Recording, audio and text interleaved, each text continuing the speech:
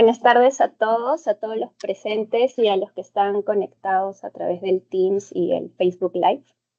El día de hoy vamos a tener la primera charla migratoria con la ponencia de la abogada Ileana Montes, directora adjunta de la organización YACO.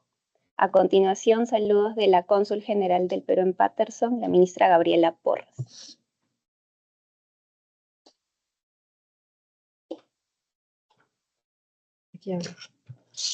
Gracias por haber venido hoy día.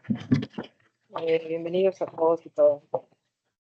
Les doy la más cordial bienvenida a esta primera charla del año que tiene como fin, dentro de las labores que cumple el Consulado General del Perú en New Jersey, bueno, también con jurisdicción en Pensilvania, de brindar la mayor información posible a nuestra comunidad peruana para efectos en relación a todas las normas nuevas que están produciendo o están promulgándose o dándose por el reciente gobierno del presidente Trump. En esta oportunidad estamos en colaboración, tenemos la importantísima colaboración de YACO, que es la Organización de Inmigración y Ciudadanía Americana. Agradecemos muchísimo su presencia. Lo importante para todos nosotros es estar muy bien informados de todas las cosas nuevas que se están produciendo, los derechos que tiene nuestra comunidad, las posibilidades que tenemos para defendernos si es que si sucediera lo peor de lo peor, que pudieran tomar detenidos a nuestros familiares. Por favor, prestar mucha atención también para las personas que están conectadas.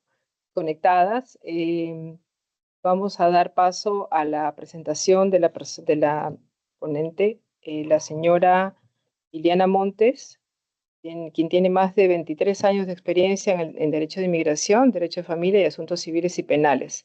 Ha dedicado su carrera a asesorar a la comunidad inmigrante sobre el sistema migratorio de los Estados Unidos, logrando con éxito numerosos casos de reunificación familiar. Dirige una propia firma legal y actualmente se desempeña como directora adjunta de IACO. A lo largo de su trayectoria ha representado a refugiados y víctimas de trata de personas, violencia doméstica y delitos violentos. Fue nominada y confirmada por el Senado de New Jersey como la nueva primera directora hispana de la División de Mujeres y también dirigió la Oficina de Igualdad de Oportunidades de Empleo en el Departamento de Asuntos Comunitarios de Nueva Jersey. La invito, por favor, muy cordialmente, que pueda tomar la palabra para poder dirigirse a los asistentes. Mil gracias. Bueno, sí, gracias. Muchísimas gracias. Primero que todo, pues quiero agradecer al Consulado de Perú por extender esta invitación hoy día. Les quiero hablar un poquito de YACO, pues para que ustedes sepan quiénes somos nosotros. Nosotros somos la Organización de Ciudadanía Americana de los Estados Unidos y de Migración. Nosotros tenemos nuestras oficinas aquí mismo en Paterson. Hemos estado sirviendo a la comunidad inmigrante por un curso de 25 años. Entonces, pues tenemos, gracias a Dios, gran experiencia. Somos una organización que tomamos nuestro trabajo muy seriamente y le ayudamos a la comunidad inmigrante no solamente a tratar de resolver su estatus migratorio, sino también a integrarse a esta sociedad. Hoy en día, pues muchísimas gracias a todos los que están aquí presentes, muchísimas gracias a todas las personas que se están conectando y que nos están viendo por los medios de comunicación diferentes. Como todos ustedes saben, pues estamos viviendo unos tiempos muy difíciles donde se están implementando políticas más estrictas, cambios radicales. Y hoy más que nunca es supremamente importante que conozcamos cuáles son nuestros derechos y qué hacer en algunas circunstancias donde nos veamos en una situación vulnerable, en una situación de pronto confrontados con la policía o con agentes de inmigración. Entonces, lo importante que tenemos que tener en cuenta es que para poder ejercer esos derechos, pues lógicamente tenemos que tener conocimiento de cuáles son y cómo los podemos aplicar. Es importante recalcar que según la Constitución Suprema de los Estados Unidos, la Constitución de este país, todas las personas tenemos derecho a algunos derechos, por decirlo así, y al debido proceso independiente del estatus migratorio que tengamos aquí en este país. Entonces, sin más preámbulo, pues vamos a empezar con la presentación. Si puedes pasar a la siguiente diapositiva. Hoy vamos a hablar, y a lo largo de toda esta presentación hay algunos derechos que se van a repetir y repetir y repetir porque son los derechos básicos y que se pueden aplicar en muchas circunstancias. Como lo vemos aquí, el derecho a guardar silencio, a negarnos a algunas requisas en algunas circunstancias, y lo voy a explicar más a fondo, a ser representado por un abogado. También tenemos derecho a la protección de nuestro hogar, en el lugar de trabajo. Tenemos derecho a retirarnos de una situación si es que no estamos arrestados, pero estamos en un lugar donde está presente la policía o oficiales de inmigración. Tenemos derecho a la protección de nuestro vehículo, a ser informados, a tener nuestra documentación en caso de que seamos arrestados, en caso de que seamos puestos en un proceso de deportación.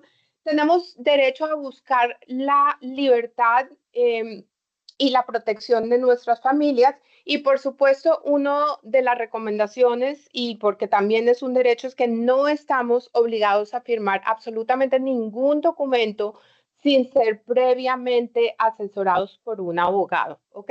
Entonces vamos a repasar los diferentes escenarios. A ver, ¿qué podría pasar si tengo contacto con los oficiales de migración o con la policía? Ahora, todos hemos estado escuchando las noticias en los últimos días, es más, en los últimos meses, en los anuncios de las deportaciones masivas y las operatorias que se han llevado a cabo en la última semana. Entonces vamos a repasar un poquito sobre quiénes están en riesgo, quiénes están en mayor riesgo de ser detenidos y de ser ya sea expulsados de una vez o puestos en un proceso de deportación. Entonces, la recomendación es siempre que si hay personas que son residentes ya en los Estados Unidos, que ya cumplieron con el requisito necesario de ser residentes por ciertos años, 3 años si están ciudadanos, si están casados con un ciudadano americano, o si ya llevan 5 años de ser residente, la recomendación es que exploren la viabilidad de aplicar de inmediato para la ciudadanía, porque entonces así, pues lógicamente el riesgo de que en algún momento sean deportados es minimizado y, si Dios quiere, eliminado.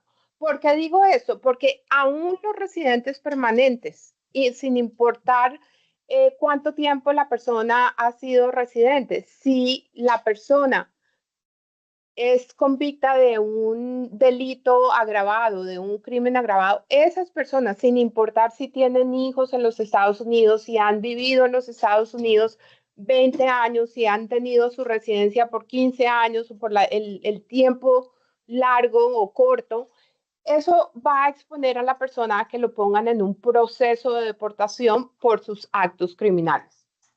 Pero las personas que en este momento están en mayor riesgo, pues son aquellas personas que están indocumentadas, que han cometido algún crimen o se les acusa de algún crimen. La diferencia entre la práctica de hace unos años y la práctica de hoy en día es que están buscando a personas no solamente que hayan cometido algún crimen, sino que se sospeche que están haciendo alguna actividad o que están asociados con personas que puedan llevar a cabo una actividad ilícita. Entonces, el simple hecho de estar asociado, de estar vinculado con una sospecha, podría generar una orden de arresto, podría generar que las agencias vinculadas al gobierno federal, no solamente ICE, sino, por ejemplo, el FBI, la DEA, la organización, la agencia que se encarga de investigar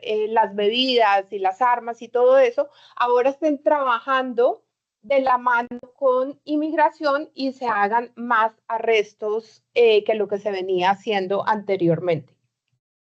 las personas que anteriormente tengan una orden de deportación. Las órdenes de deportación se pueden dar en diferentes escenarios. La primera es, por ejemplo, si una persona está cruzando la frontera, viene sin documentos, inmigración la detiene en ese momento porque está cruzando la frontera y no ha sido admitida por los Estados Unidos, la persona puede ser sujeta a una orden de deportación expedita, ¿ok?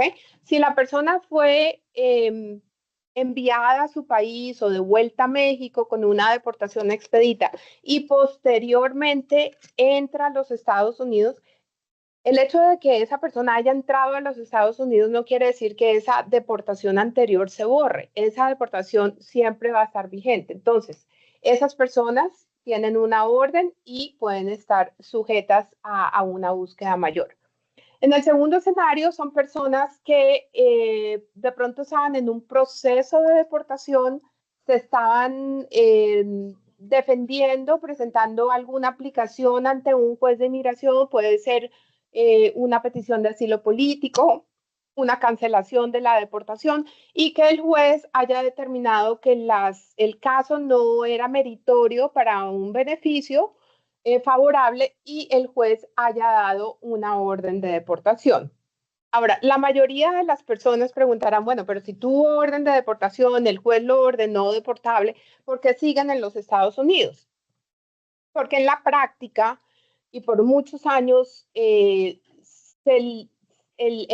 procedimiento era que una persona que había entrado a los Estados Unidos la detenía inmigración, pero de todas maneras esa persona siempre había tenido y debe tener la oportunidad de defenderse estando en libertad. Entonces, por lo general, los abogados hacemos mociones o las personas, si no están siendo representadas por un abogado, también pueden defenderse ellos mismos y pueden pedirle al juez que lo dejen salir bajo libertad mientras que el proceso de deportación se lleva a cabo, porque los procesos de deportación son muy largos y porque el gobierno tiene que demostrar que existe una razón contundente para que la persona siga estando detenida. Y esa razón, por lo general, hasta el momento y a través de toda la historia de la ley de migración, si la persona no exponía un riesgo a la sociedad, no era una persona violenta, se le otorgaba que la persona pudiese salir ya sea bajo su propia palabra o si no con una fianza razonable. Entonces, en la práctica, ¿qué pasaba? ¿O qué debe pasar?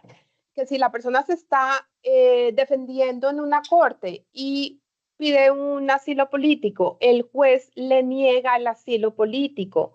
El hecho de que el juez le niegue el asilo político de ese día, si la persona ha estado en libertad, no quiere decir hasta este momento que inmigración está ahí para detenerlo y que lo expulsa de una vez, sino que la orden de deportación le dice al individuo, usted tiene por lo general 90 días para salir del país.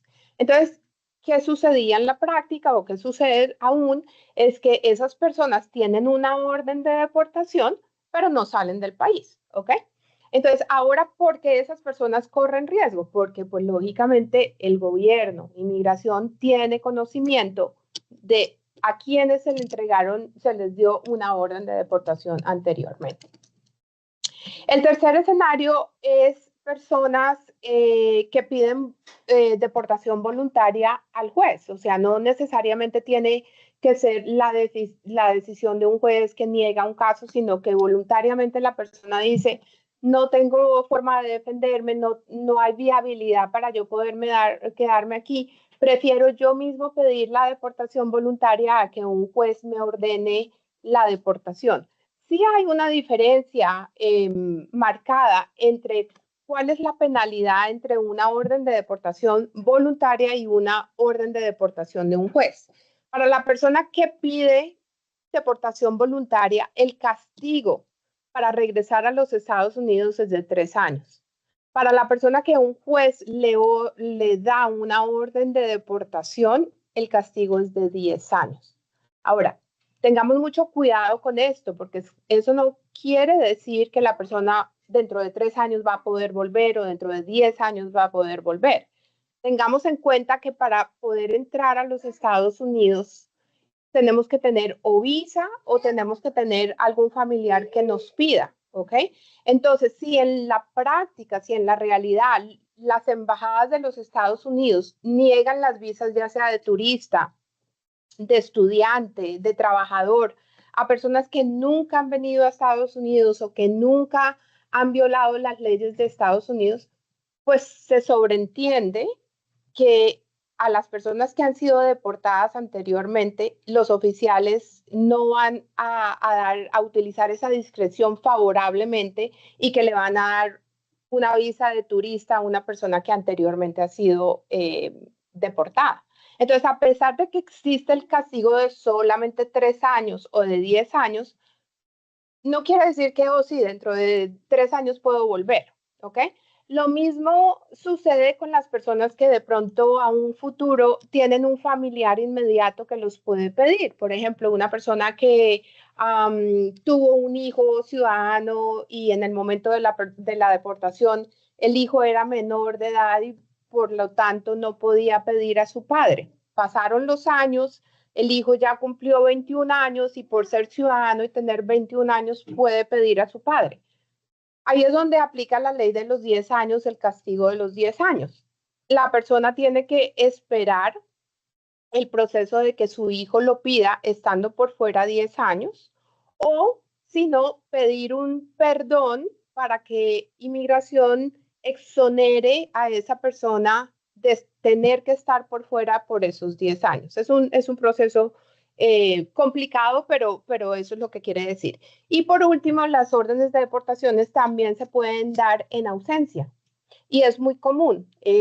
La corte le da una notificación a la persona para que comparezca ante las cortes y la persona de pronto por miedo, por falta de recursos, por estar mal informado, deja de ir a la corte sin tener en cuenta cuáles son las consecuencias, pensando que el problema se va a ir y resulta que no. El juez está en toda su autoridad y ejerce el derecho de dar una orden de deportación en ausencia.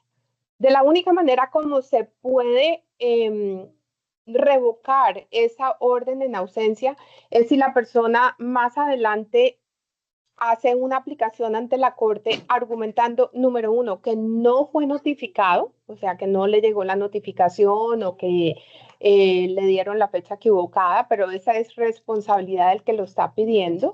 O número dos, que tuvieron circunstancias ajenas a su voluntad que les impidieron llegar a la corte. Por ejemplo, si tuvo un accidente el día de la corte, si estaba hospitalizado el día de la corte, pero esos son casos muy excepcionales, ¿ok? Pero se puede dar orden de deportación en varios casos y hay muchísima gente que ya tiene orden de deportación que está en los Estados Unidos y esos son unos de los que están en la lista de prioridad, ¿ok?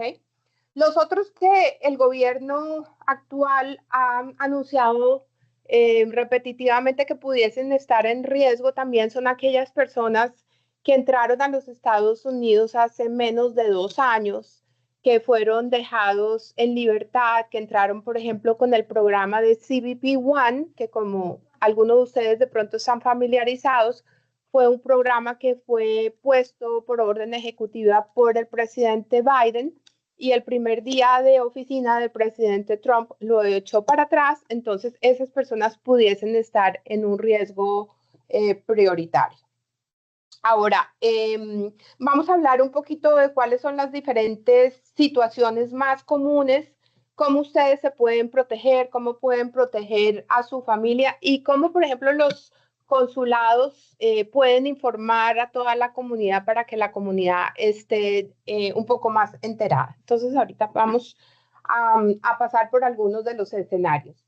Ok, ¿qué pasa si, por ejemplo, están en la calle o en áreas públicas y llega la policía, ya sea la policía local, la policía de la ciudad o la policía del estado, o si es inmigración?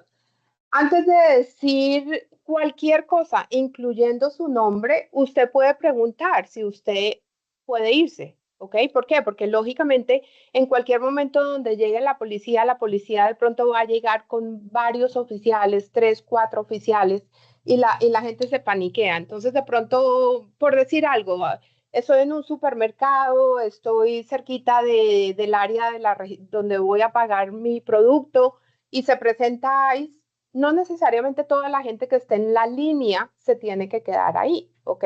Ellos deben estar ahí con un objetivo específico. Entonces, las personas pueden y están en su derecho en preguntar, ¿me puedo ir? Si se pueden ir y si los dejan ir, lo ideal es que la persona se retire y que mantenga la calma, pero que se vaya.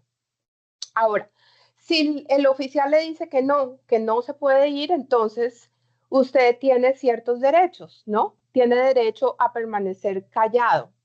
La regla de oro, sobre todo para los abogados de inmigración, es que usted no dé ninguna información sobre su estatus migratorio, dónde nació, cuándo llegó a los Estados Unidos, por dónde llegó a los Estados Unidos.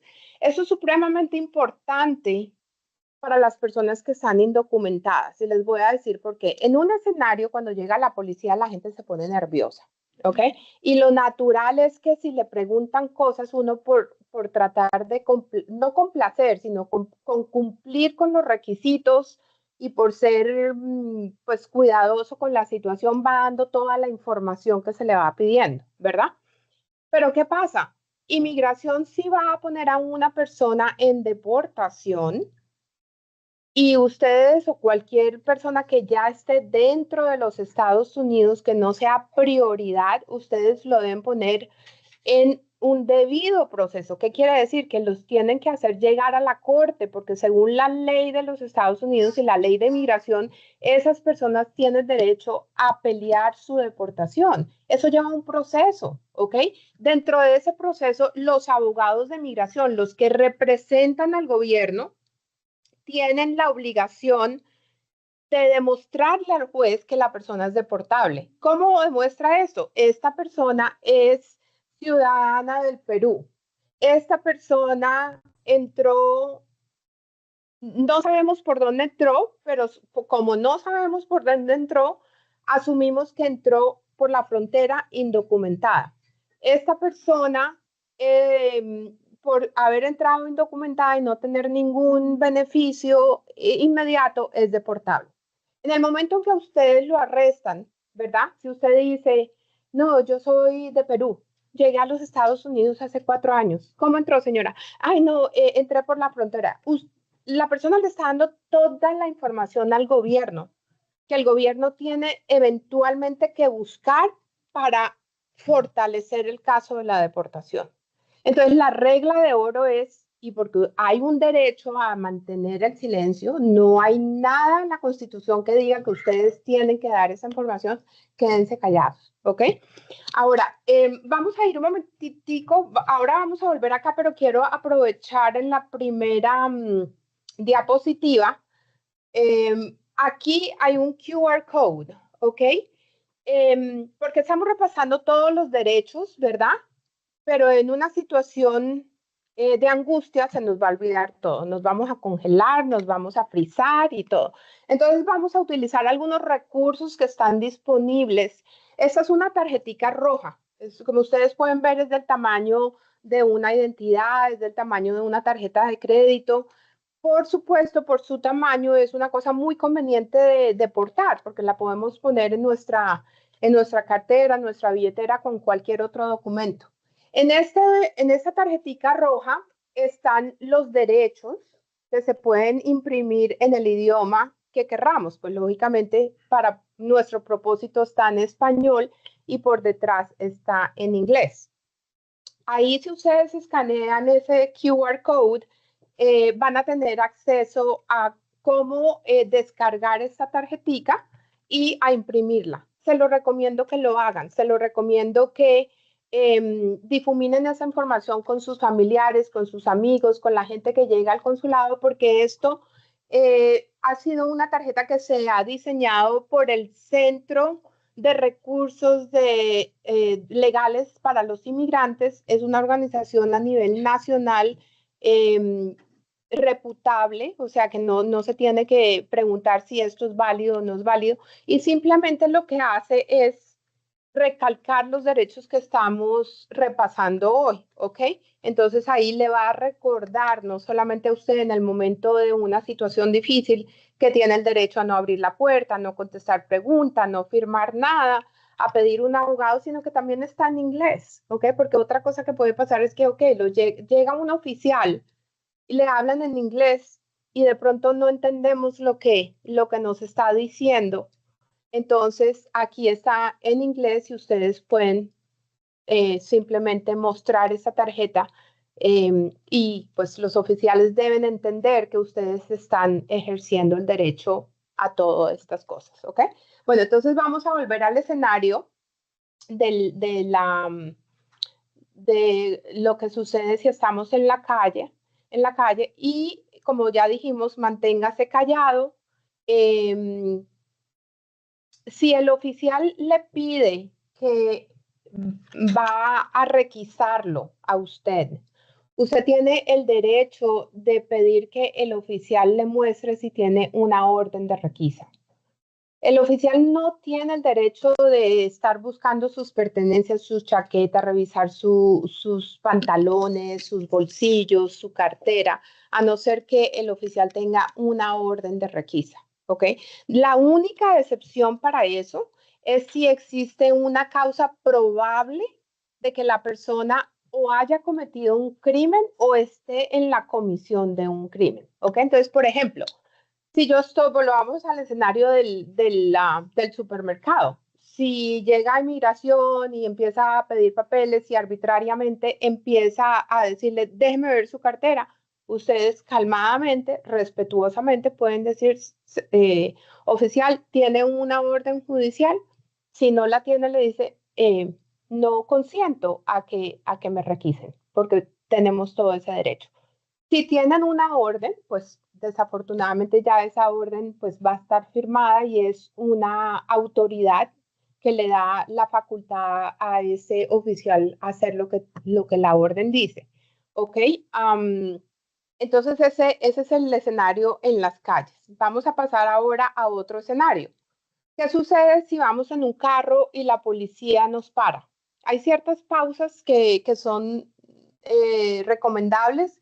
Primero que todo, haga su carro a un lado, apague el carro, no se baje del carro. En nuestros países tenemos la tendencia de bajarnos del carro. En Estados Unidos eso es un no, no, no, porque se puede interpretar como que la persona va a agredir al policía. Si es de noche o por costumbre, se debe poner la luz interna del carro, porque en la medida en que el policía tenga visión de todo lo que está sucediendo en el carro, pues menos peligrosa debe ser la situación. De igual manera, ponga sus manos en el volante, en un lugar donde el policía lo vea, ¿ok? Si si el policía, por ejemplo, le pide la registración del carro, la licencia de conducir, el seguro del carro, pues lógicamente en ese momento ustedes están en la obligación de buscar esos documentos y darlos. Pero la precaución es, dígale al policía, tengo mis documentos en la guantera del carro, los puedo sacar, porque uno nunca sabe y hemos visto en las noticias, hemos visto, los abogados hemos visto circunstancias donde a veces hay un movimiento brusco de la persona, el policía entra en pánico pensando que de pronto la persona va a sacar un arma o lo va a agredir y ahí se puede presentar una tragedia innecesariamente. Entonces, infórmele al policía. Sí, claro, el policía le está pidiendo los documentos, se sobreentiende que usted va a cumplir, pero no está de más decirle, tengo mis documentos en la cartera, tengo mis documentos en tal parte, los voy a sacar. Y así el policía pues sabe que eso es lo que usted está haciendo. Bajo ninguna circunstancia, por favor, vayan a presentar documentos falsos. No porten documentos falsos. Yo sé que para la comunidad indocumentada, pues es muy difícil andar sin nada. Afortunadamente, ya hace unos años en el estado de New Jersey, el gobernador firmó la ley de que las personas indocumentadas podían sacar una licencia de conducir y podían sacar una identificación. Eso pues lógicamente mejoró las circunstancias de que las personas aportaran documentos falsos o aportaran documentos de otras personas, pero no está de más la recomendación. De todas maneras, aún existen personas que están aportando eso y la recomendación es por favor no lo hagan, porque se va a agravar la situación. Fuera de que de pronto existe la posibilidad de que inmigración los detenga, también pueden entonces tener y estar enfrentados a un cargo penal por estar o falsificando documentos, ¿ok?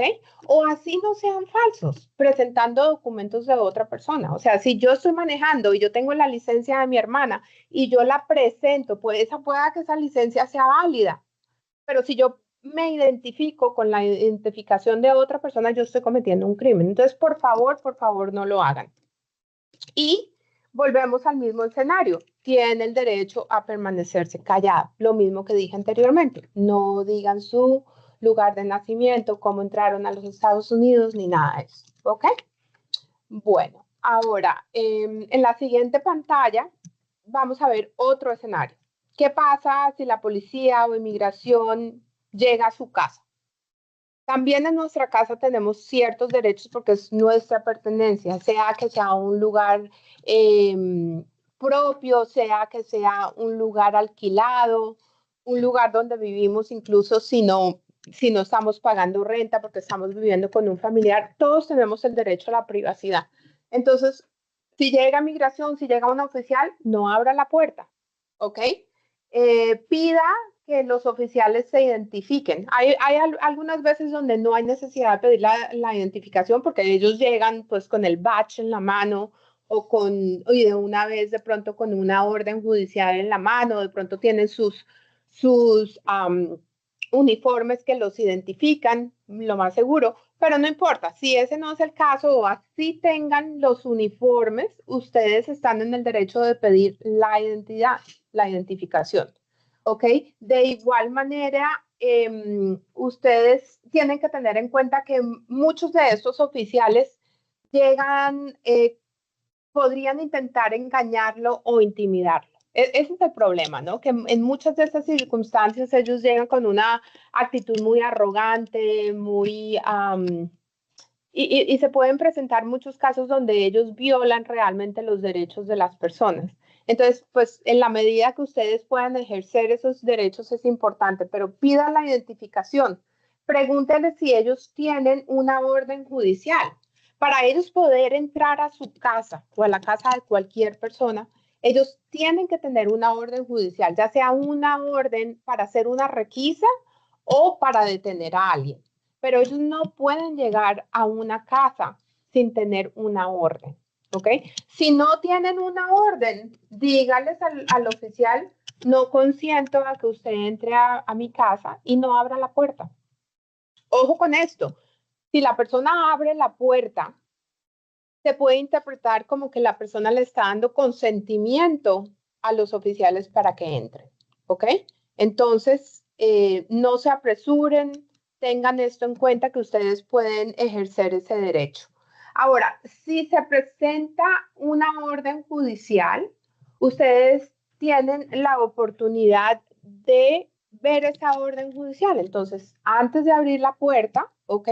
Dígale al oficial, déjeme ver la orden judicial por una ventana o si no, pásemela por debajo de la puerta, porque hay ciertas cosas que las órdenes judiciales tienen que tener. Primero que todo, tiene que tener la autoridad. ¿De dónde viene? ¿Qué corte dio la orden judicial? O sea, que arriba debe decir Departamento de Justicia o si no, el nombre de la corte distrital que está dando la orden. Debe tener una fecha, debe tener el objetivo. ¿Cuál es el objetivo de la orden? Arrestar a José Pérez, buscar dentro de la casa y la dirección de la casa. ¿Qué tal que, por ejemplo, vayan a buscar en la 301 de la Main Street del apartamento 2 y están en el apartamento 2B? Pues no abra su puerta, porque si la orden judicial dice apartamento 2, pueda que haya sido un error de la orden judicial, pero pueda que también estén en el apartamento equivocado. Entonces, asegúrese que usted mira eso, ¿ok? Y que la orden diga la información exacta y que esté firmada por un juez. Si no está firmada por un juez, la orden no tiene validez, ¿ok? Entonces, lógicamente, si la orden tiene validez y es para una requisa o para detener a alguien, pues la obligación es abrir la puerta. En este momento ya no nos podemos rehusar. Pero el hecho de abrir la puerta no nos quita el derecho a quedarnos callados, no nos quita el derecho a ser representados por un abogado. Entonces ahí es donde esta tarjetita en los derechos de los abogados vuelve y encaja repetitivamente. Ok, la próxima diapositiva vamos a hablar un poquito sobre el escenario, sobre qué pasa cuando inmigración, por ejemplo, llega al lugar de trabajo. Y eso es una de las preocupaciones más contundentes hoy en día. Estamos oyendo que la gente le da miedo ir a trabajar, que le da miedo mandar a los hijos a la escuela, porque se están haciendo redadas, porque están haciendo órdenes de arresto. Yo sé que estamos viviendo por una situación muy crítica, muy angustiante, pero al mismo tiempo necesitamos mantener la calma y no podemos tomar decisiones radicales como dejar de ir al trabajo, como dejar de ir a desmandar a los niños a la escuela por muchas razones. Primero que todo, si lo van a arrestar y cuándo lo van a arrestar es una incertidumbre, ¿ok?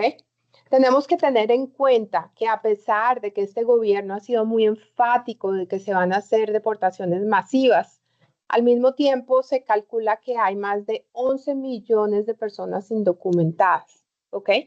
Entonces, se pueden estar haciendo 1000 arrestos a la semana, pero de todas maneras no existe ni la capacidad humana, ni la infraestructura en los centros de detención, ni en la infraestructura en las cortes para detener a 11 millones de personas. Entonces, en este momento es cuestión de estadísticas, es cuestión de probabilidades, ¿ok? A no ser que lógicamente la persona tenga un récord criminal, a no ser que la persona realmente tenga una orden de deportación anterior, pues lógicamente esas personas van a correr un riesgo mayor. Pero las otras personas que tienen un buen carácter moral, que han estado aquí en los Estados Unidos por mucho tiempo, o por lo menos por más de 2 años, no son la prioridad. Entonces, es más factible que si deja de trabajar, tenga el agravante de perder su casa, no tener qué comer, que inmigración lo vaya a deportar. Entonces toca mantener la calma, toca ser un poco racional en esas decisiones, porque lógicamente la gran mayoría de las personas no resisten 2 o 3 semanas sin ingresos, ¿ok? Entonces, eventualmente van a tener que volver a trabajar. Por otro lado, los que no mandan a los hijos a la escuela, pues tienen muchísimas implicaciones. ¿Cuál es la implicación psicológica para ese niño que abruptamente ya no va a la escuela, ya no socializa con sus amigos, ya no tiene una estructura a la cual ha estado acostumbrado, sino que también en el estado de New Jersey, en el estado de Pensilvania, en todos los estados de los Estados Unidos, es una ley que los niños menores de edad, menores de 18 años, vayan a la escuela. Por mucho que los padres tengamos derechos sobre nuestros hijos, no es una decisión voluntaria si los quiero mandar o no los quiero mandar. Yo puedo ejercer ese derecho si, por ejemplo, mi hijo está enfermo, lógicamente no lo mando, o si algún día me dice, ay mami, estoy súper cansada, no quiero ir al colegio, eso yo lo puedo hacer. Pero lo que yo no puedo hacer es no mandar a mi hija al colegio, porque me puedo meter yo también en un problema, ¿ok? Entonces, tengan eso en cuenta. Por otro lado, desde hace muchísimos años hubo un caso que llegó a la Corte Suprema de los Estados Unidos que se llama Pliplet, donde la Corte Suprema de los Estados Unidos determinó que era prohibido para los colegios preguntar el estatus migratorio de los estudiantes. Entonces, esa es la razón por la cual en todos los colegios, high school, elementary school, middle school de los Estados Unidos, no se le puede negar la aceptación a un niño por su estatus migratorio. Es más, ni siquiera lo pueden preguntar, ¿ok? Entonces, no lo pueden negar. Entonces, tengan en cuenta eso. Ahora, dentro del estado de New Jersey y muchas comunidades, muchas directivas de educación ya incluso se han pronunciado, pero gracias a Dios en el estado de New Jersey es un estado muy progresivo, es un estado, si no es santuario como tal, todo el estado, muchas de las ciudades y muchas de las municipalidades,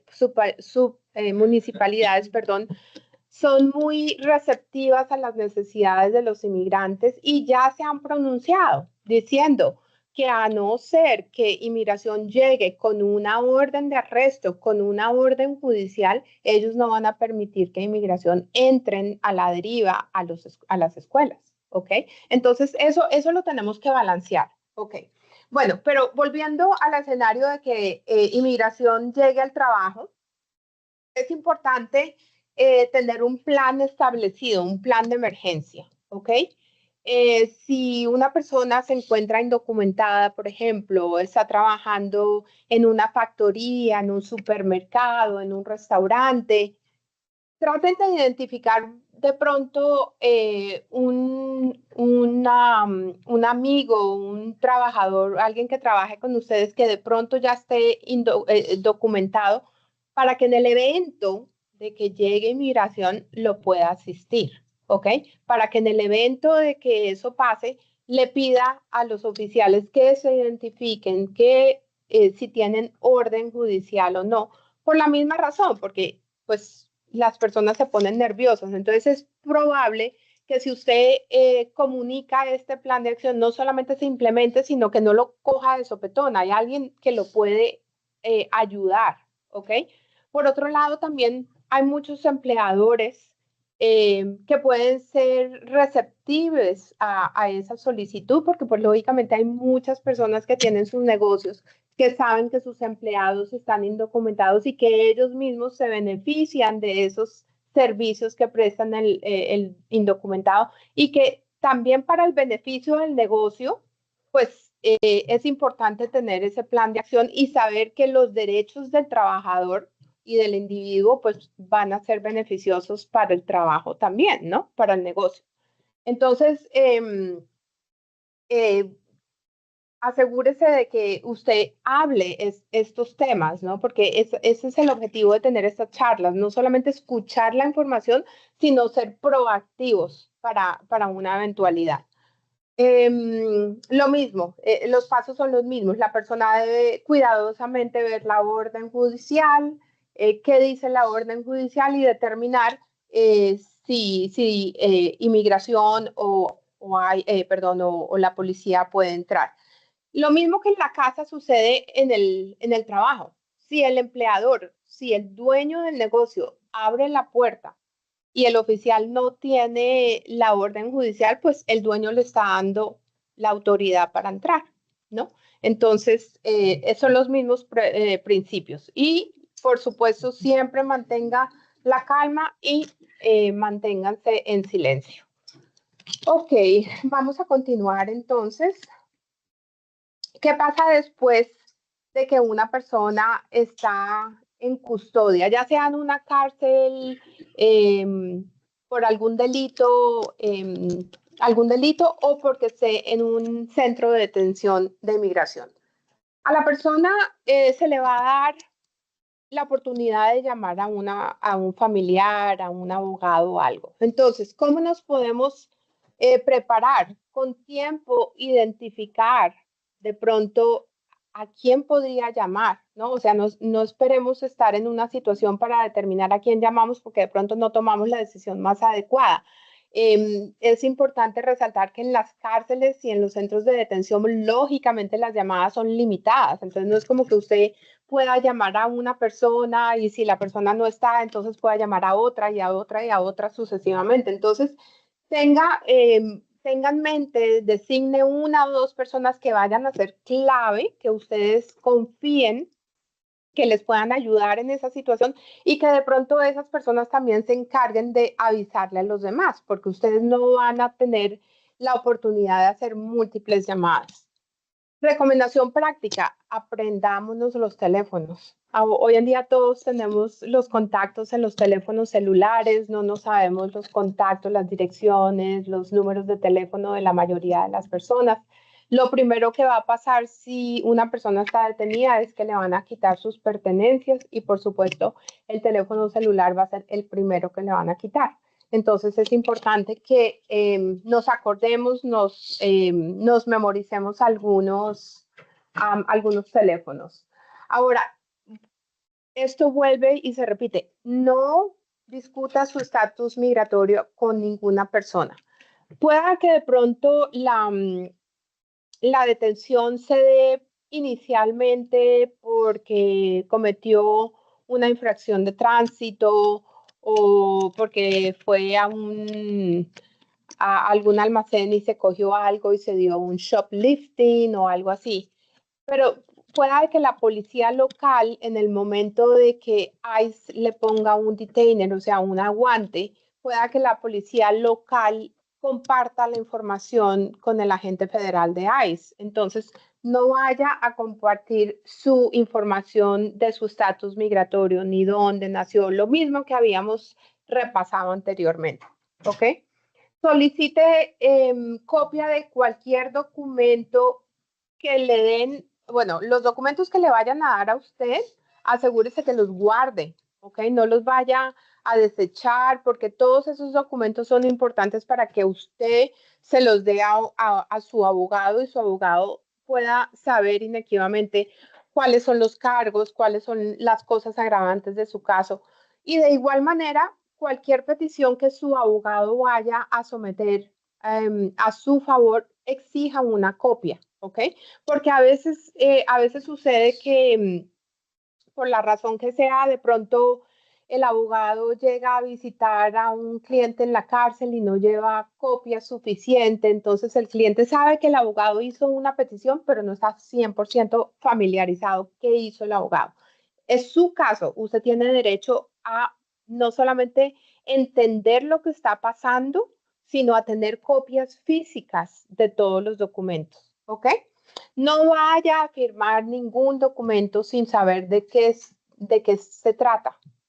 Si está en un centro de detención, por ejemplo, de inmigración, no vaya a firmar una deportación voluntaria, no vaya a firmar nada que lo comprometa, no vaya a firmar ningún documento sin consultar a un abogado. Esas consultas con abogados, yo sé que son costosas, pero es mucho más perjudicial firmar algo y que después un abogado no pueda echar lo que usted firmó hacia atrás. Entonces, no caigan en ese error de que porque están desesperados, porque lógicamente nadie quiere estar en un centro de detención, sobre todo las personas que no han cometido crímenes nunca y pues lógicamente estar en un centro de detención crea angustia de no poder estar con la familia, de no poder la libertad y todo, pero por favor, no caigan en eso que pasa con mucha frecuencia de que las personas firman una orden de deportación voluntaria porque ya prefieren estar en su país y después de que firman la deportación voluntaria caen en cuenta que de pronto pudieron haber pedido A, B o C, ¿no?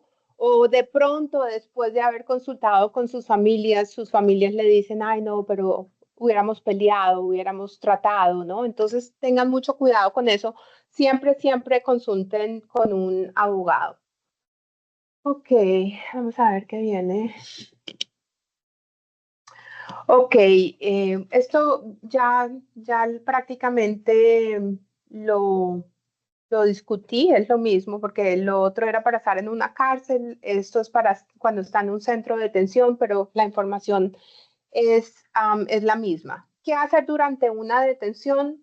Es lo que ya les expliqué, mantener la calma, no intentar huir. Intentar huir podría interpretarse como una culpabilidad o como un desacato a la autoridad, entonces tengan cuidado con esto. Si, por ejemplo, ustedes sí tienen documentos para estar legalmente en los Estados Unidos, llámese una residencia, llámese una aprobación de un TPS, que es una protección temporal, o llámese un permiso de trabajo, pues pórtelos con usted, ¿no? Porque pues de todas maneras, vuelvo y repito, hay prioridades en los arrestos y entonces el oficial, si usted demuestra que usted está aquí bajo algún programa que lo protege, de pronto lo va a dejar ir, porque los oficiales también tienen gran grado de discreción, a no ser que lógicamente ya tengan una orden de arresto. Si tienen orden de arresto, ellos también tienen que cumplir las leyes y tienen que cumplir con lo que dice la orden. Pero si están haciendo unas redadas, si de pronto usted está en un lugar donde están arrestando a una persona con un delito y el oficial está con la intención de arrestar a todos los que estén indocumentados alrededor, pues el hecho de demostrar eso pudiese impedir un proceso. ¿Ok? Y no mienta, no mienta. O sea, es mejor decir, voy a ejercer mi derecho de quedarme callado, es la quinta enmienda de la Corte de la Constitución, y no que vaya a dar información falsa, porque cualquier cosa que usted diga puede ser utilizado en su contra, ¿ok? Si es información verdadera, puede ser utilizado en su contra, pero si es información falsa, también puede estar utilizada en su contra. Entonces es preferible que no diga nada. No diga nada, diga, prefiero quedarme callado, quiero consultar con un abogado antes de decir nada. Ok. La próxima, ¿qué hacer después de una detención? Entonces, ya eso también más o menos lo hemos repasado. Contacte a un abogado lo antes posible, infórmele a su familia o a un amigo. Recuerda, por favor, el número A. El número A es el número alien, el número de inmigración que le asignan a todas las personas que están detenidas por inmigración. ¿Por qué es súper importante que ustedes se recuerden de ese número? Porque desde ese punto en adelante, ese va a ser su número de referencia para todo, ¿ok? ¿Qué sucede con las personas que son detenidas por ICE? Muchas veces no son necesariamente detenidas en un centro de detención cerca de donde viven. Por ejemplo, en la administración anterior, a ver, antes habían muchas cárceles aquí en el estado de New Jersey, por ejemplo, Hudson County, el centro de detención del condado de Hudson, el centro de detención del condado de Essex, que tenían contratos con el gobierno federal para poder detener a personas indocumentadas dentro de esas cárceles. En la administración anterior, en la administración de Biden, esos contratos no se extendieron. Entonces, lo que pasó en la realidad es que en New Jersey, la única cárcel que teníamos para donde ponían a personas indocumentadas era la cárcel de Elizabeth. Y la cárcel de Elizabeth es una cosita así chiquitica, no podían poner a más de más o menos 300 personas. Entonces, ¿qué pasó? Inmigración detenía personas aquí en New Jersey y las mandaban literalmente para cualquier parte de los Estados Unidos. Pudiese ser Indiana, pudiese ser Texas, pudiese ser Arizona, la Florida. Entonces eso se nos convirtió a los abogados y a los familiares y a las personas que estaban detenidas en una pesadilla, porque pasaban días y los familiares no sabían dónde estaban sus familiares, los abogados no sabíamos dónde estaban o dónde están nuestros clientes. Entonces, en la mayoría de las veces es el mismo detenido el que va a tener la oportunidad de llamar a un familiar, ¿ok? Pero el detenido no necesariamente va a saber dónde está detenido. Pueda que sepa, sí, estoy en Arizona, pero ¿dónde? ¿En qué parte de Arizona? ¿En qué centro de detención de Arizona? Entonces, si le da ese número de alien number, el número designado para inmigración al familiar, el familiar puede dárselo al abogado y ya con ese número, el abogado puede más fácilmente, no es que sea automático y rapidísimo, pero puede más fácilmente identificar la localidad donde está su cliente y por supuesto entonces hacer aplicaciones ante la corte para que lo dejen salir bajo fianza, etcétera, etcétera. Entonces es muy importante aprenderse ese número. También ustedes están en su derecho en solicitar al oficial que le comunique al consulado que la persona está detenida. Y en muchos de los consulados hay algunas asistencias, no para representación personal ante los tribunales de inmigración, pero hay asistencias para las familias y para el mismo detenido, información básica. Entonces, el consulado también puede ser, lógicamente, un apoyo, ¿no? Guarde copia de sus documentos. Si usted no es ciudadano y usted por alguna razón en el pasado ha tenido algún problema con la policía, ha sido arrestado, ha sido citado ante la corte, le han dado algunos tiquetes por alguna violación de la ley, así no haya sido detenido, porque suele pasar. Comuníquele eso a su abogado, porque cualquier antecedente penal, así sea pequeño, puede tener graves implicaciones con su proceso de migración. Entonces, pues, sea completamente honesto con su abogado. No subestimen que porque no fui a la cárcel, que porque nada más me tocó pagar $100 de multa, es un problema pequeño, porque pueda que sí sea, pero pueda que no sea. Pero su abogado de migración es el que inequívocamente va a saber si eso puede ser un problema para su defensa. Ok, ¿qué más?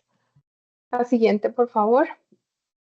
Ahora, ¿qué hacer en la eventualidad de que sus derechos sean violados? Pues escribir todo lo que recuerde. Usted puede hacer nota de las insignias de los oficiales, las placas de los vehículos, de las patrullas. Obtenga información de testigos, personas que estuvieron alrededor, que observaron el maltrato. Si está lesionado, busque atención médica de inmediato, tome fotografías. Y pues también puede presentar una queja por escrito en la mayoría de los casos, si lo quieren de una forma anónima, a la División de Asuntos Internos de la agencia o de la Junta Civil que causó la queja. ¿Ok? Bueno, ¿qué más? Vamos a hablar entonces un poquito sobre el plan de emergencia, qué hacer, cómo ser proactivos. Bueno, ya sabemos que tenemos que tener un número de contacto, que tenemos que aprendernos el número A, que es el número asignado por inmigración. Tratemos de tener toda la documentación personal y familiar organizada y en un lugar seguro. ¿Por qué le recomiendo esto? Porque en caso de que una persona sea puesta en un proceso de deportación, la mayoría de las aplicaciones que se someten a la corte, no importa para qué tipo de proceso sea para que le cancelen la deportación o para asilo político, si la persona cualificaría para una visa humanitaria o algo así, se deben mostrar ciertas cosas, ¿no? Se debe mostrar que la persona ha tenido un buen carácter moral. ¿Cómo se demuestra eso? En la mayoría de las veces, una de las pruebas contundentes para un buen carácter moral es que las personas hayan hecho sus impuestos dentro de los Estados Unidos. Las personas, ustedes sabrán que están indocumentadas, pueden sacar un ITIN number y con ese ITIN number pueden reportar sus ingresos. Se les aconseja, no saben la importancia de declarar impuestos. Es la prueba número uno, no solamente de que están cumpliendo con las leyes de los Estados Unidos, sino que también los pone presentes dentro de los Estados Unidos, ¿ok? Porque hay muchas leyes que están condicionadas a que la persona haya estado dentro de los Estados Unidos por un número de años. Y como lo mencionaba anteriormente, en muchos estados anteriormente la persona no podía sacar una identificación, como la licencia de conducir. Entonces era muy factible, todavía lo es, que las personas indocumentadas no tengan nada a su nombre. La cuenta bancaria la tienen a nombre del uno, el arriendo, el contrato de arriendo, si es que lo tienen, está a nombre de otra persona, el carro también estaba a otra persona. Entonces, cuando se necesitaba o se necesita la prueba, señor, muéstrame que usted llegó en el 2000 o en el año que sea, y no tienen nada. Entonces, los impuestos son súper, súper, súper importantes, regla de oro.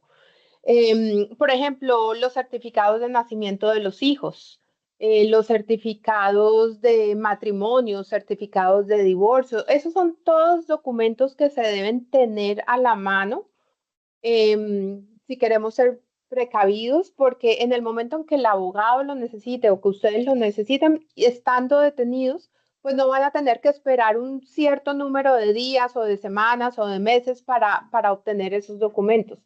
Si son documentos que, por ejemplo, han sido otorgados en nuestros países, un divorcio, un certificado de nacimiento de nuestros hijos, lógicamente van a estar en español. Cualquier cosa que se presente ante la corte tiene que estar debidamente traducida.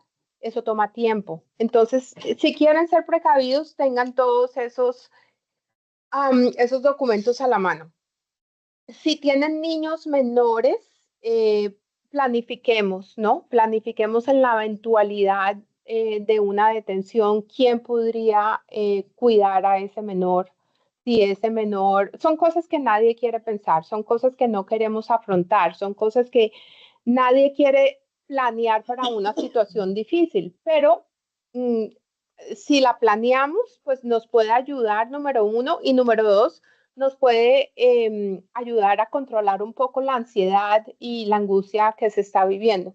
Entonces, ahorita vamos a hablar un poquito más adelante acerca de los poderes de abogados, cuáles son los requisitos, qué hacer, qué consideraciones tener en cuenta.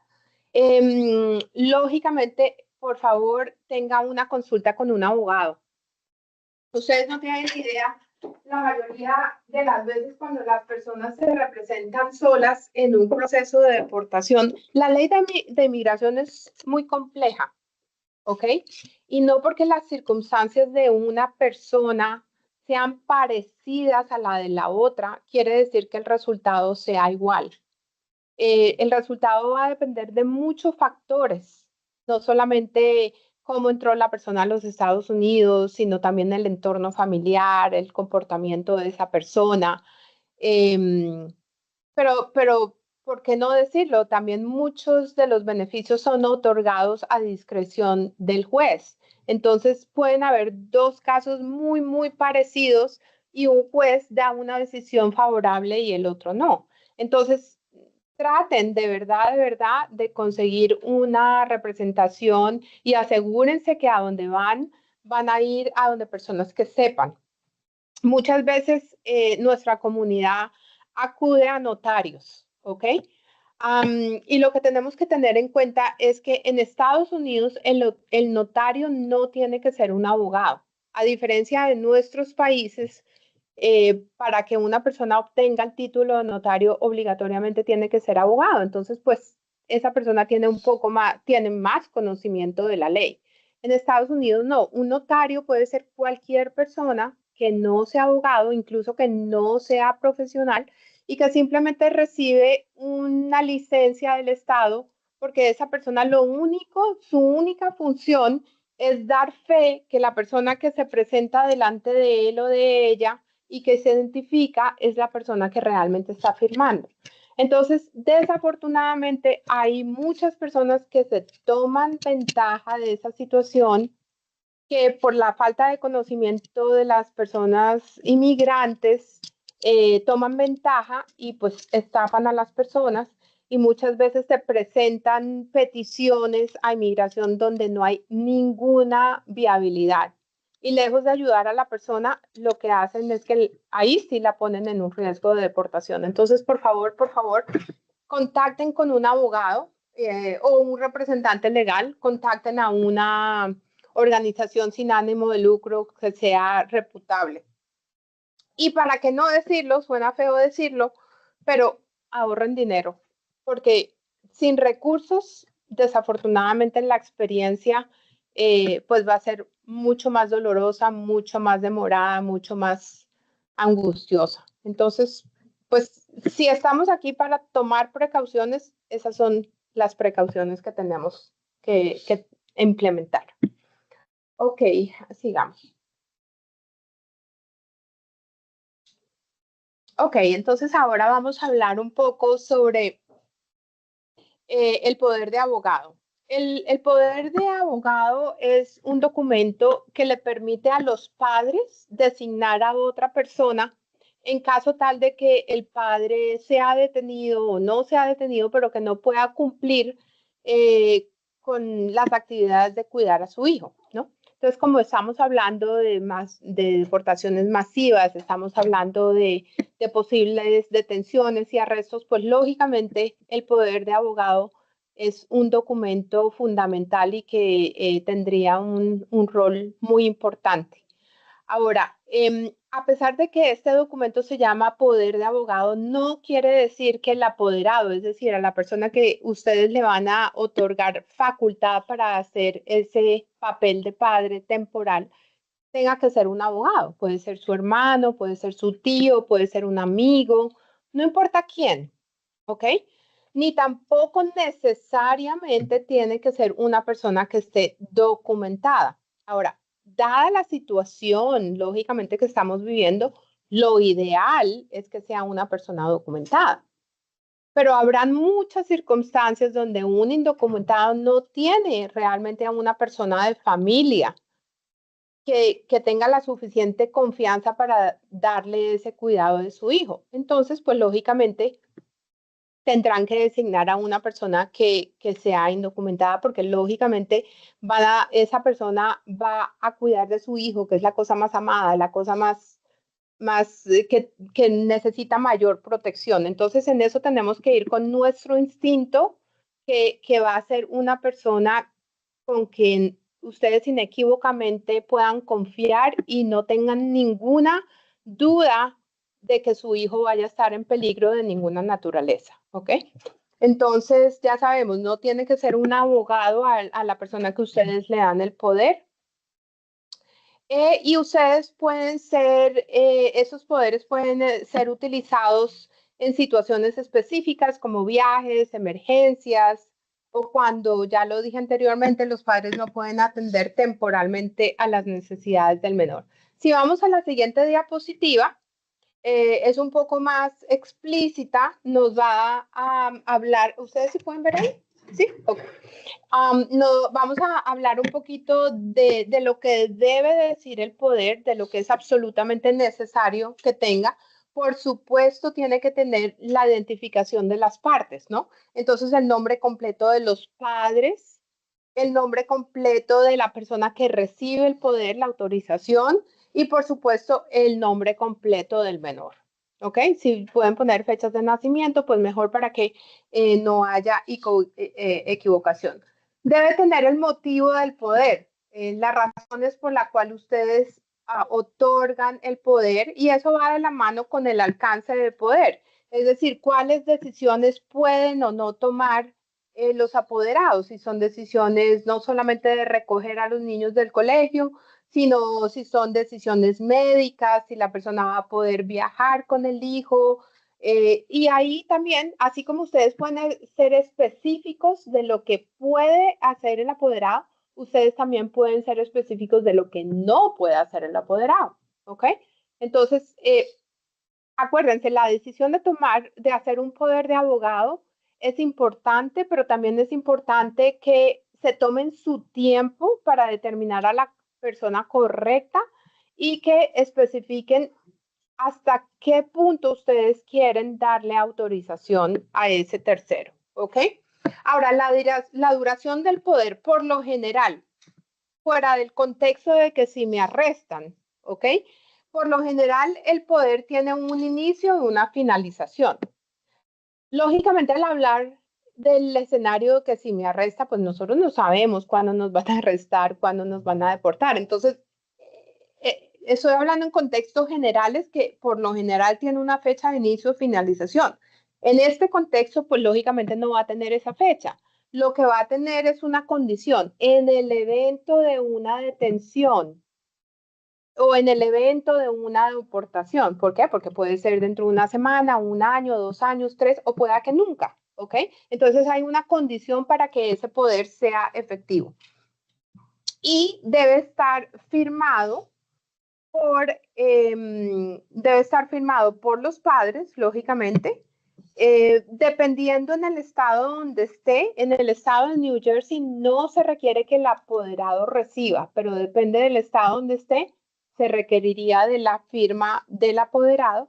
Y lo que sí tiene que ser es que tiene que estar notarizado. Para eso sí que se requiere un notario o un abogado aquí en los Estados Unidos, pues lógicamente puede hacer el papel de un notario, ¿ok? Para que tenga validez. Ok, ¿qué más? Sigamos, por favor. Bueno, esto prácticamente son las mismas cosas. Consulte con un abogado, redacte el documento apropiadamente, notarícelo y bueno, por último, pues entréguele ese documento a las personas que usted considera que lo deben tener, no solamente el apoderado, pero de pronto un familiar también. Es decir, por ejemplo, tengo una hija de 17 años y tengo un hijo de 7 años. O tengo una hija de 18 años, ya es mayor de edad. No tengo la obligación necesaria de hacer un poder de abogado para esa hija porque ya es mayor de edad, pero por su corta edad no le quiero dar el cuidado de mi hijo de 7 años a mi hija de 18 porque es demasiado y ella no puede, ¿ok? Pues la hija de 18 años debe tener copia de ese poder para que ella sepa dónde va a estar su hermanito, su hermanita, se comunique con el apoderado, etcétera. Y así sucederá si ustedes consideran que es importante que la escuela tenga copia. Depende de las circunstancias personales, ¿verdad? O sea, no todos los casos son iguales. Hay personas que tendrán confianza de pronto con un profesor o con la madre de un compañerito. Hay personas que dirán, no, eso es un asunto muy privado, yo no quiero compartir esto con nadie. Utilicen su juicio y pues tomen las decisiones pertinentes a su caso. Ok, ¿qué más? Ahora, vamos a hablar un poquito de cómo poder evitar la deportación. Pues ya sabemos que hay ciertas cosas como redadas, que hay ciertas cosas que si de pronto estamos en el momento equivocado, en el lugar equivocado, no están en nuestro control, ¿ok? Pero hay otras que sí tenemos control. Mantengamos un bajo perfil, evitemos acudir a sitios muy concurridos y problemáticos, sobre todo en este momento. Ya sabemos que se están haciendo redadas. Sobre todo si son sitios problemáticos, pues ya sabemos que están buscando a personas que han cometido crímenes. Entonces, tengamos mucho cuidado con eso. En la medida necesaria, no tengan ningún contacto con la policía. ¿Qué quiere decir eso? Tenga cuidado con las normas locales. No esté manejando bajo la influencia del alcohol, ¿ok? Porque puede que no esté en un lugar concurrido o problemático, pero si estaban manejando bajo la influencia del alcohol, tiene muchas más probabilidades de que la policía lo arreste y inmigración rutinariamente va a visitar a los centros de detención. Entonces ahí de pronto lo pueden arrestar por una cosa menor, pero pues puede tener implicaciones. Respete las normas locales, estatales y federales. Aquí hay, por ejemplo, un ejemplo muy crítico, como ustedes sabrán, en muchos de los estados, incluyendo New Jersey, ya el uso de marihuana recreacional es legal. Las personas pueden portar su marihuana, pueden utilizarlas y no les pasa nada. Pero tengan en cuenta que la ley federal es completamente diferente y la ley de inmigración es federal. Entonces, a pesar de que en el estado de New Jersey solamente por consumir marihuana recreacionalmente no va a tener ningún problema, si en el proceso de deportación de pronto se supo que la persona tuvo algo que ver con el consumo, con el aporte o incluso por haber estado trabajando en las dispensas de marihuana, podría crearle un problema. Entonces toca tener en cuenta de eso, ¿ok?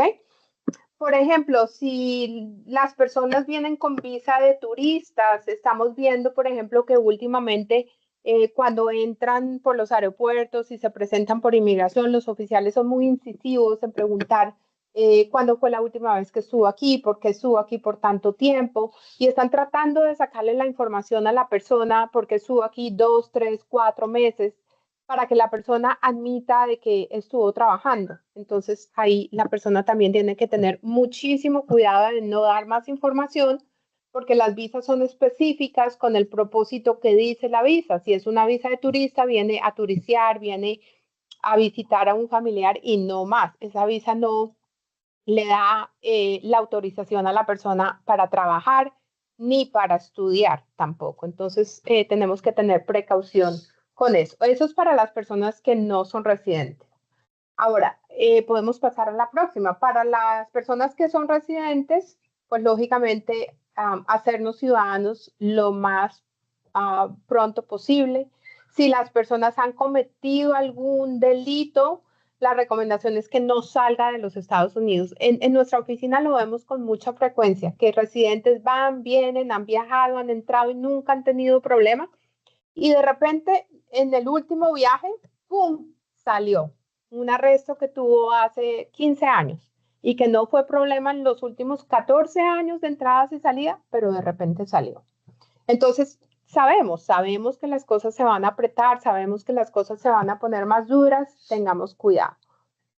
Como les dije anteriormente, mucho cuidado con manejar bajo la influencia, mucho cuidado con la violencia doméstica, eso también son casos que atraen mucho a la policía, lógicamente, y que pueden desencadenar en un proceso de deportación. Esto es un tema bastante delicado porque desafortunadamente a veces en circunstancias donde realmente la persona debe obtener una protección temporal y pues que esté protegida de una violencia doméstica, pues también es un arma de doble filo porque a veces las víctimas se sienten intimidadas y se sienten con miedo de llamar a la policía precisamente por un proceso de deportación. Pero pues lógicamente la regla de oro es el cuidado, la protección inmediata de la persona. Si la persona está en una situación violenta, en una situación de peligro, pues definitivamente deben llamar a la policía para la protección inminente. Ok, para las personas que ya son residentes, nunca vaya a firmar un formato 407, que es la renuncia a la residencia, porque a veces las personas que son residentes salen de los Estados Unidos, permanecen por fuera de los Estados Unidos por un periodo largo, a veces más de 6 meses, y a veces cuando entran, inmigración les dice, mire, firme aquí. No firmen nada, ya lo habíamos revisado anteriormente, la regla de oro es no firme nada hasta que no hable con un abogado. Si le tienen que quitar la residencia, que sea inmigración el que haga el proceso, pero usted no renuncia a eso. Y últimamente, pues todos sabemos, las redes sociales, todos los utilizamos, ponemos cosas, pero así como nosotros lo utilizamos para propósitos sociales y de distracción y todo, los oficiales de las autoridades también lo están utilizando para ver más información, para las investigaciones, para verificar si las peticiones que se están sometiendo, por ejemplo, las peticiones familiares son verdaderas o no. A veces las personas pues hacen comentarios de algunas asociaciones con personas que están metidas en alguna actividad ilícita. Entonces, todo eso, así como nosotros lo utilizamos, el gobierno lo está utilizando. ¿Qué más? Yo creo que hasta ahí llegamos. Sí, efectivamente, hasta aquí llegamos. Aquí tienen otro QR code que le va a llevar esta vez a la guía del inmigrante. La guía del inmigrante es una revista que nosotros publicamos periódicamente, donde constantemente le estamos dando información a la inmigración, a la comunidad, de cosas recientes, de cambios, de políticas que se estén implementando y lógicamente pues consultas que son prácticas para todos ustedes. Como ya les dije, nosotros estamos localizados aquí muy cerquita en el centro, en el Center City Mall, en el mall de acá del centro de Patterson, que queda en la 301 de la Main Street. Y ahí está nuestro teléfono. No sé si alguien tenga alguna pregunta. Proceder con las preguntas del público y luego procedo a leer las preguntas que